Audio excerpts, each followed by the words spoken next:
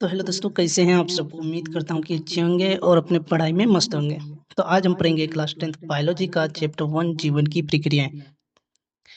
तो ज़्यादा घबराने की ज़रूरत नहीं है। अगर आप कुछ भी नहीं पढ़े हैं इस चैप्टर से तो बस इस वीडियो को देख लीजिए, आपका काम हो जाएगा। तो चलिए बिना देरी करते वीडियो को शुरू करते हैं।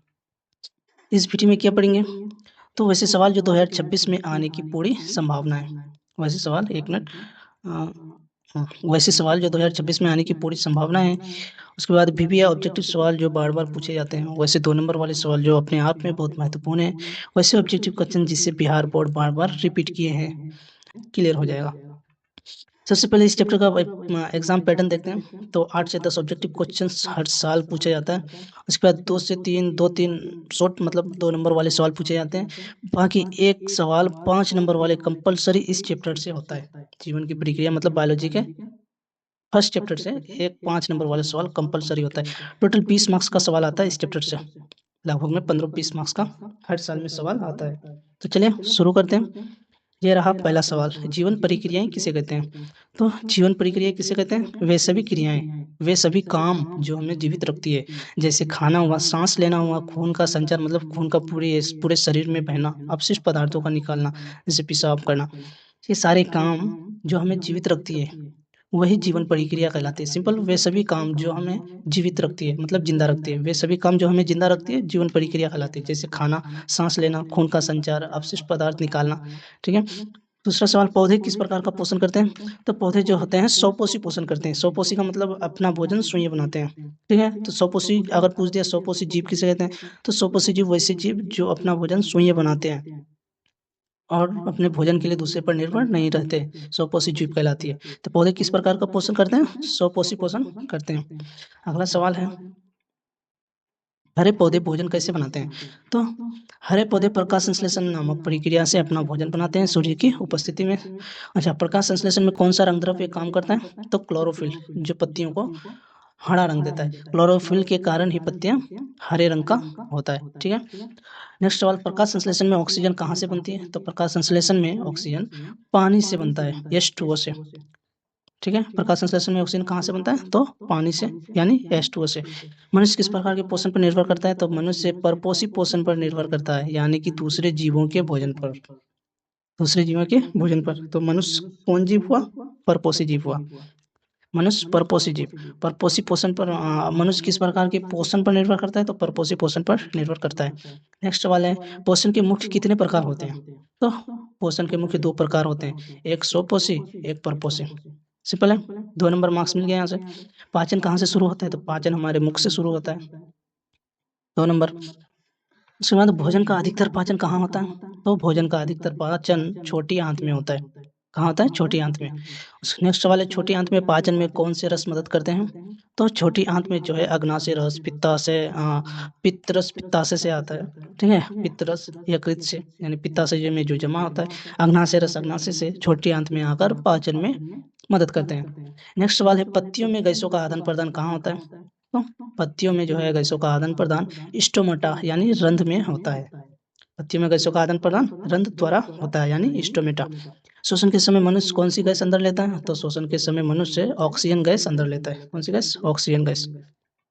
नेक्स्ट सवाल, लाल रक्त कणिकाएं आरबीसी का क्या कार्य है? तो आरबीसी जो है शरीर के सभी भागों तक ऑक्सीजन को पहुंचाता है। मतलब शरीर के सभी भागों, पैरों से लेकर हाथों से लेकर माथे तक आरबीसी क्या कार्य है? भागों तक ऑक्सीजन को पहुंचाता है। O2 को पहुंचाना ही आरबीसी का कार्य है। नेक्स्ट सवाल, पौधे किस प्रकार का पोषण करते हैं? तो पौधे पहले पढ़े, पौधे स्वपोषी होते हैं और ये स्वपोषी पोषण करते हैं, यानी अपना भोजन स्वयं बनाते हैं। फेफड़ों में गैसों का आदान प्रदान कहाँ होता है? तो फेफड़ों में गैसों का आदान प्रदान एल्वोलाई में होता है, जो छोटे छोटे वायु थैले होते हैं हमारे फेफड़े के अंदर। एल्वोलाई में गैसों का आदान प्रदान होता है, जो छोटे छोटे वायु थैले होते हैं। नेक्स्ट सवाल है, रक्त में ऑक्सीजन किसके द्वारा पहुंचती है? तो रक्त में जो ऑक्सीजन है वो हीमोग्लोबिन के द्वारा पहुंचती है, जो आरबीसी कणिकाओं में होता है। नेक्स्ट सवाल है, मनुष्य के हृदय में कितने कक्ष होते हैं? तो मनुष्य के हृदय में 2 कक्ष होते हैं, सॉरी 4 कक्ष होते हैं, 2 अलिंद और 2 नीले। ठीक है। नेक्स्ट सवाल, हृदय किस प्रकार की मांसपेशी से बना होता है? तो हृदय हृदयी मांसपेशियों से बना होता है। कितना सिंपल सिंपल सवाल है। हृदय किस प्रकार की मांसपेशियों से बना होता है? तो हृदय मांसपेशियों से हृदय बना होता है। नेक्स्ट सवाल है श्वेत रक्त कणिका मतलब WBC व्हाइट ब्लड सेल का काम क्या है?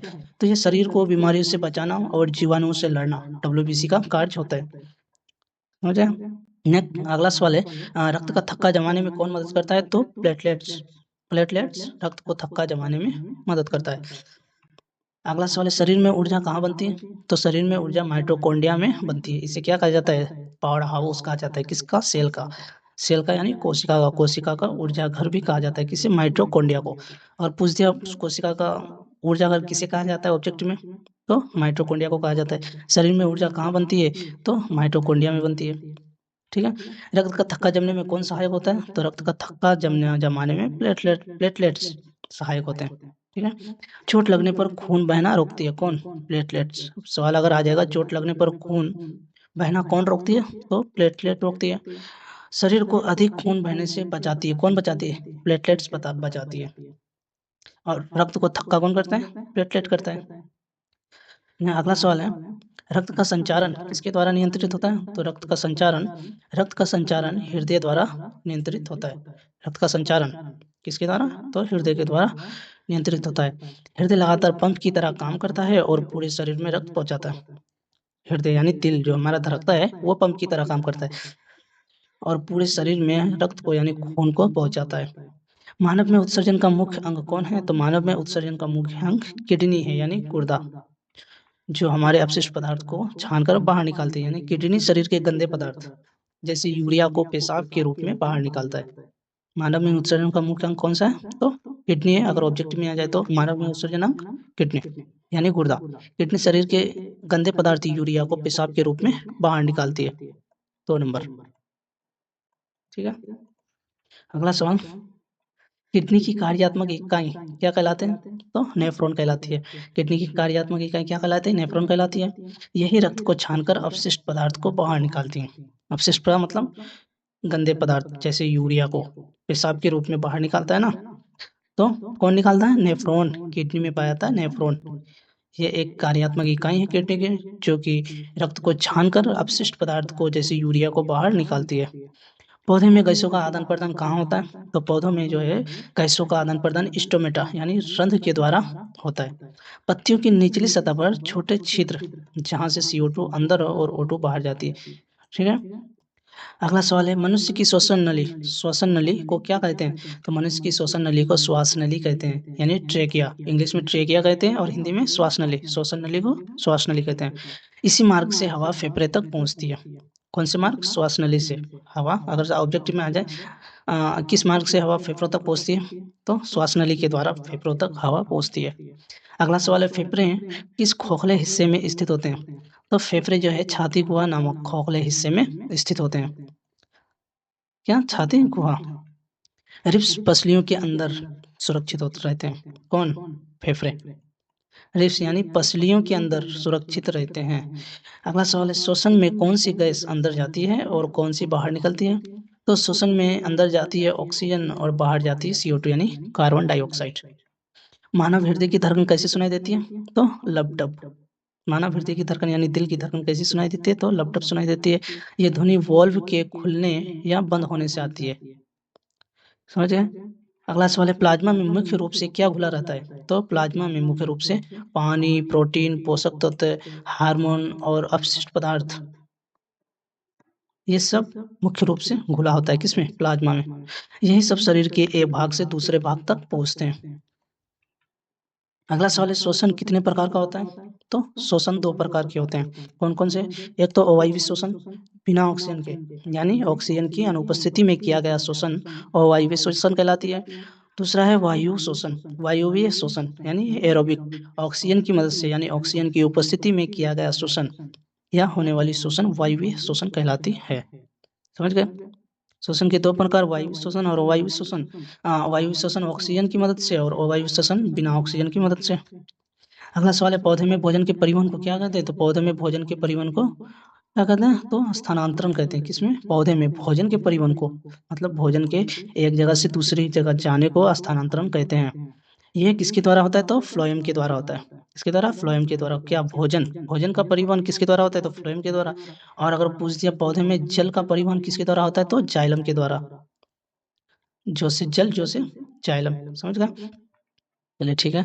अगला सवाल है, मनुष्य में पाचन कहाँ से शुरू होता है? तो मनुष्य में पाचन मुख गुहा से शुरू होता है, यानी सॉरी मुख से शुरू होता है, माउथ से। मनुष्य में पाचन कहाँ से शुरू होता है? मुंह से। लार भोजन को नरम बनाती है। जो मुंह में हमारा सलीवा है यानी लार है, वो भोजन को नरम बनाती है और स्टार्च को चीनी में बदलती है। ठीक है। अगला सवाल, ये भोजन सॉरी कहाँ चले गए? हाँ, ये रहा। अम्लीय रस HCl कहाँ बनता है और इसका कार्य क्या है? तो अम्लीय रस कहाँ बनता है? पेट में बनता है। HCl, हमारे पेट में भी HCl बनता है। पेट स्टोमच में बनता है। ये भोजन को तोड़ता है और कीटाणुओं को मारता है। छोटी आंत में कौन से रस पाचन में मदद करते हैं? तो छोटी आंत में आंत्र रस, अग्नाशय रस, पित्त रस सभी मिलाकर भोजन को पूरी तरह पचाते हैं और छोटी आंत में सबसे छोटी आंत में पूरी तरह पच जाता है खाना।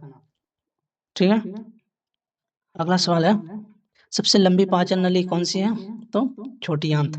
सबसे लंबी पाचन नली कौन सी है? छोटी आंत। सबसे देर तक यही पचता है खाना। छोटी आंत, यहाँ से जब तक ना पचे तब तक नहीं जाएगा। छोटी आंत।